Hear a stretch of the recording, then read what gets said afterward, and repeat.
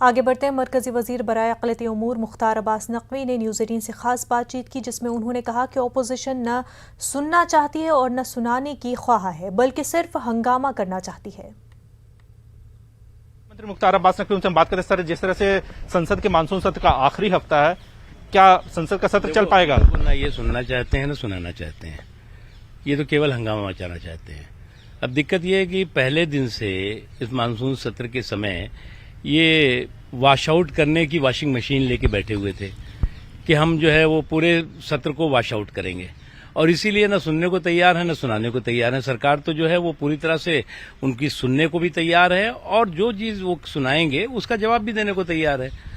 लेकिन अनफॉर्चुनेटली जो है वो मुद्दों के दिवालियेपन ने उनको इस स्थिति में खड़ा कर दिया। सर, विपक्ष की कई पार्टियों का कहना है कि प्रधानमंत्री को इंटरवेन करना चाहिए। किस चीज में करना चाहिए? अब ये भी वही तो कहते हैं ना, शर्तों के साथ शरारत और कुतर्कों के साथ शोर।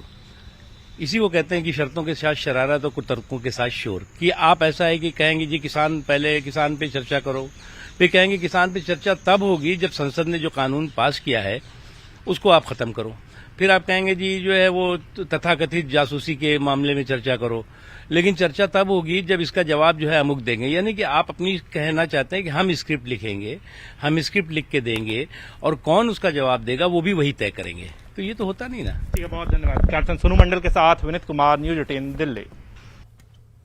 पेगासस मुबैना जासूसी मामले में